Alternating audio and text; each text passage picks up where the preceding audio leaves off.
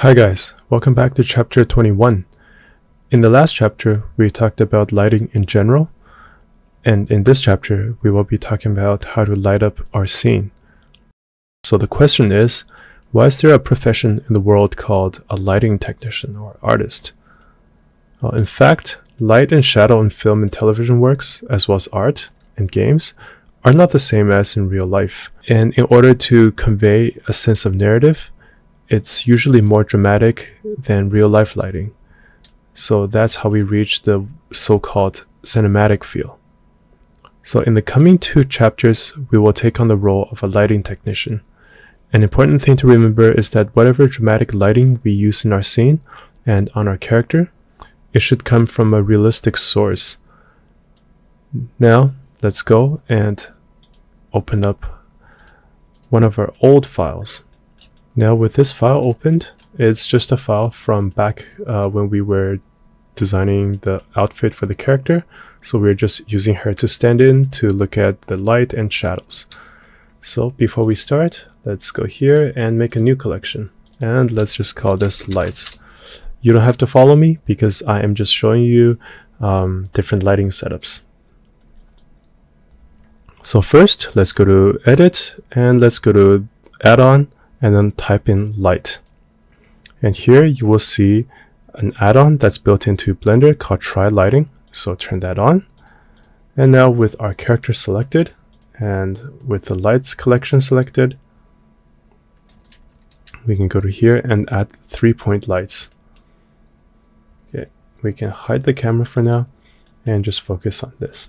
And with cycles and GPU turned on, we can go into render. Okay, so this is our character in all white. Now let's turn the strength down to 0. So now we have our lights that are floating on top. We can bring them down a little. I think their placement will change a little bit. That's fine because they'll be revolving around our character. And we will be changing their location anyways. So here you'll see that the 3-point lighting is composed of back, fill, and key.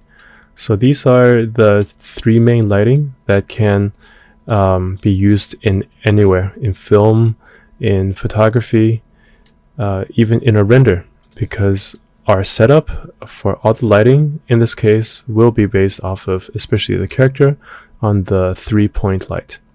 Okay, so the 3-point light is made of the key light. That's here. Let's change it to 300. It's usually the light that is most frontal of your character. So it fills in the front of the character and lights it up, or lights her up in this case. Now the fill light is the light that fills in the shadows, because without it, we'll get a really harsh shadow. For example, here. So with fill light, let's get it 1 to 150. Usually it's about half of our key light. So with here, you can sort of see that, okay, so our shadow has been filled. With the fill light, here we can even just turn it lower so it fills in the light, so you have like a nice subtle looking shadow. And now lastly, for the backlight, you can also turn this down to 300. I usually like to have it really bright. So then with our character, it's ready turned to this way. There's the light that's forming on the back of her head.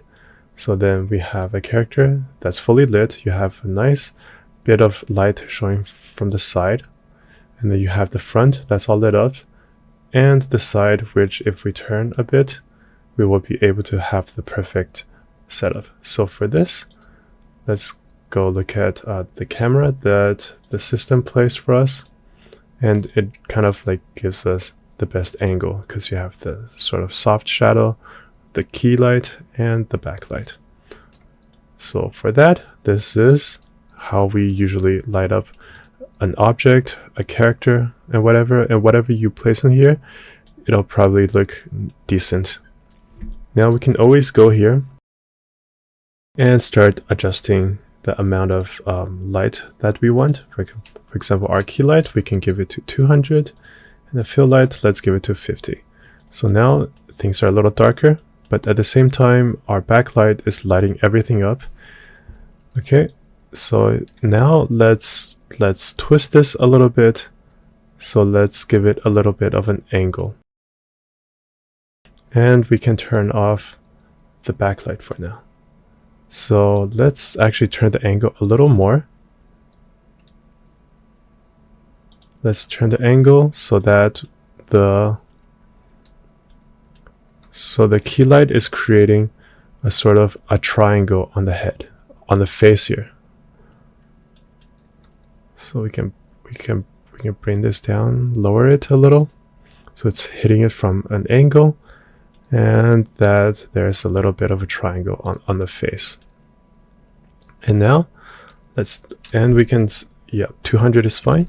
And now with the fill light, let's take it and move it to the side here.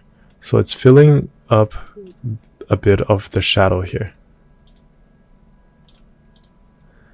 And what we have now is the Rembrandt lighting. So if you know the master painter Rembrandt, he likes to paint in really harsh shadows. So his characters are usually lit with like a natural lighting, and it seems to go off from the side of the canvas and hits the character. So you produce these really nice looking shadows. And at the same time, this is a little too bright. He would fill in the shadow a little bit with a fill light. So this is the classical Rembrandt lighting, and it's also set up with the 3-point lighting, except for you're using the 2 points instead. And lastly, we can turn on the backlighting, and let's just give it like an angle so it's a little high. So now what we have is lighting which gets like a halo on the top, and we can call this hair lighting because it lights up the hair, forming like a halo on the character. And then this kind of lighting is usually used in films, so you get this cinematic kind of feel. Whereas if you turn it off, then it just becomes like a regular lighting. And usually for the use of a head lighting and the side is that so the character can stand out from the back. If we have a back canvas, then this will pop out from the background. So that's why they usually do this kind of lighting in films. Okay, so now with the kind of 3-point lighting being told, now we can go ahead and experiment a little more. For example, if you have a character that is actually like, let's turn off.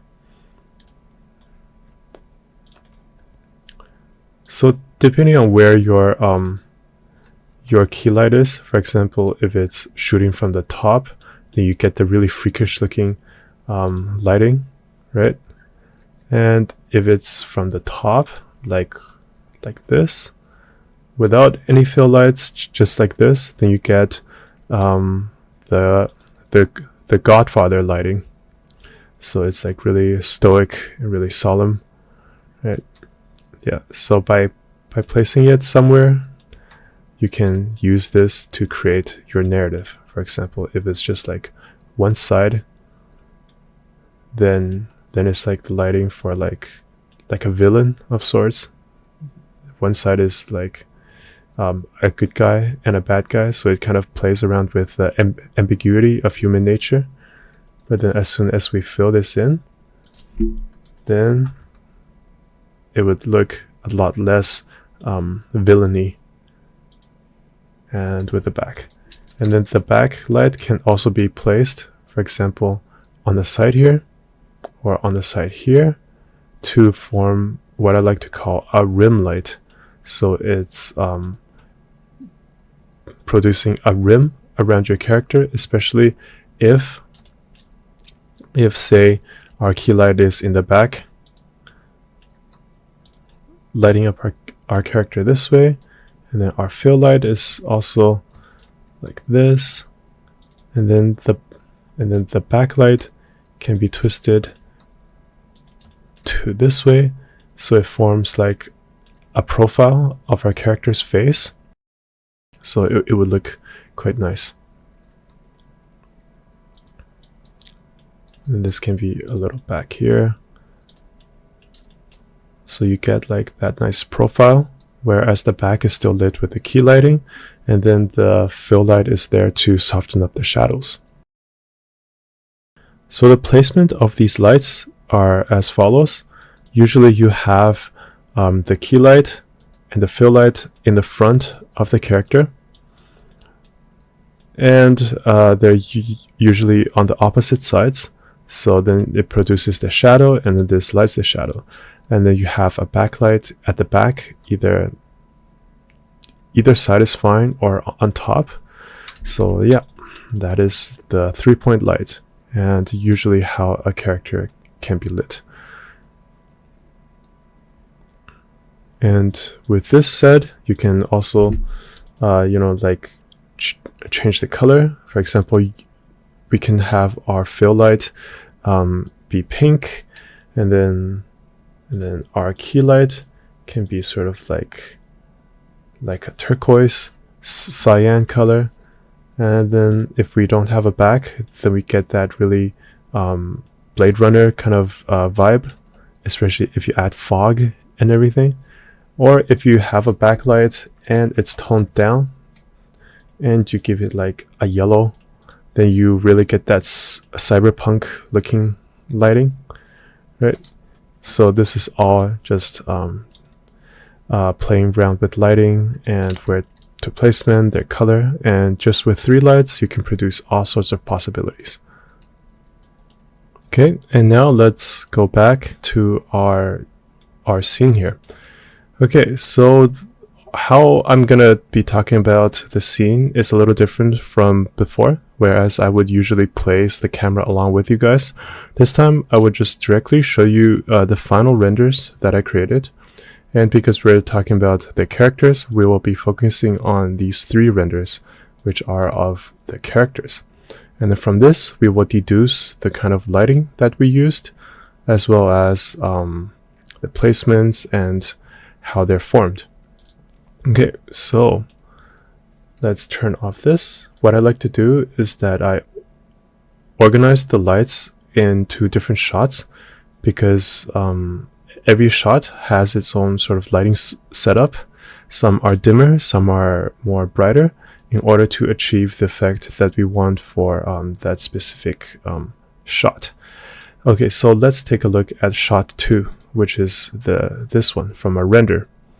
Okay, so what we had before is that we had like a top lighting on the top of the machine here, which I think we still have right here, like this.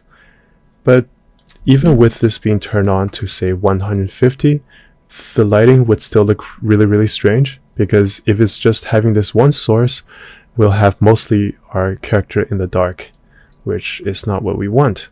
And so I went back and took a look at different claw machines, and I realized that a lot of claw machines actually have light placed along the columns, and that I thought that this would be a great idea, because not only does it light up our character in a more horizontal way, so we can light up the face and everything, but at the same time we can control each individual strip of lighting, so that we can make certain parts brighter and certain parts more dimmer, so it creates the same effect as what we had with our 3-point lighting. So in this case, because our shot is taken from the bottom, let me turn on this. So this is where our shot's taken from. So if we take a look here, the light that I placed here is 5 watts, whereas the lights that I placed here is 2 watts. So that the 2 watts create a sort of a fill light, and then the 5 watts is our key light. So it lights up the side as well. If you zoom in, you can see that it lights up the eyes. I think we can take a look here. So you get that really watery look in the eye. And then the lights here at the back will obviously form the backlight. which lights up the profiles as well as the textures of our bodysuit. And then the top light is there just so that it lights up whatever is facing the top. So the top of the knee here, as well as the top of the arms. So you get a differentiating look. Whereas if I turned off this light, you'll have an arm that is pretty much colored in the same kind of hue. So then, I mean, this is fine, but it's lacking some sort of differentiating factor to your arm. So you can do this, or you can just also add another light on top, so you can create some highlights on your body. So you have the face, the arm, and the knees that are highlighted. Okay, so that's for the character inside the machine. Now for the character on the outside of the machine, this is really interesting because here we added a light on the back, sort of like a backlighting, so that we highlight the profile of her back. Because without it, you'll see that she's completely in the dark. And here at the bottom, we added a fill light to kind of fill in the darkness of her leg. Whereas without it, it'll be completely dark and no one would be able to see the amount of work we put into modeling the tights and the skirt. I mean, that's one of the reasons, but at the same time, you don't want a whole bunch of black that's in front of your canvas, because then that would look really, really, I mean, it's not a problem, but you can also choose to light it up so you produce some kind of detail for your viewers to see. So then you still get the bigger composition that we're going for, which is having a lit character inside the machine, and that would draw the attention to our viewers at first. But at the same time, the darkness here has its own details as well, so it's not completely covered in black. Unless you're going for that minimalist look, that's also completely fine. Okay, so if you notice how the lights are placed, they are outside here. But then at the same time, when you take a look, you won't see that this is too strange, like it's coming out of nowhere, because we do have a street lamp that is here. So although if we turn this off, the street lamp would not hit our character exactly where we want it, but because there's a source and then we added the lighting to our eyes, it would not seem that the source or the lights are added out of nowhere, because it does have a source that we can refer to, which is shown on the back wall here, so that there is light here, and of course maybe the light would be able to hit our character, so it's not that strange.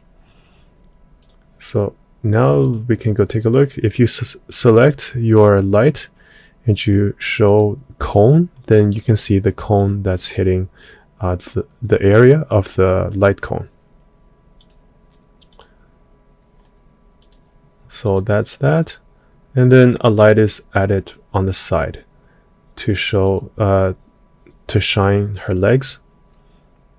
And it's not strange also because we have a light source here. So because we have a light source here and then we add a yellow light, then the yellow light is one that, you know, has a source to refer to, which wouldn't be strange and out of nowhere. Okay, so that's for this this shot. Now let's go to the next shot. Now this shot is a little more complicated because it is inside the machine. So a lot of lights needed to be added. So you see that, you know, these are the lights that were added, and we can go to our shot here. So for this shot, we are using, you know, the lights on the columns of the claw machine to light up our character, as well as the inside. So you have that look of the character here. You have the key light that is lighting up the character on the inside as well as the character on the outside. And then you have this light, which is also toned down, I think, to like 1 watt, yeah, in order to act as the fill light. But you won't notice the strangeness because both are still lit and both are still hitting the character, just that one is brighter and one's dimmer. So if you don't, think about it, you won't tell that it's a little weird and out of place. And in order for us to create like a back or rim light that kind of highlights our character's shoulders as well as outfits, as well as here, lights were added on the outside, particularly this the turquoise cyan-ish light that's from our from a street lamp. So even though our street lamp can't hit our character, we still were able to just create a new source to hit it, and then at the same time you have a nice rim light here, and it refers to the light that is outside.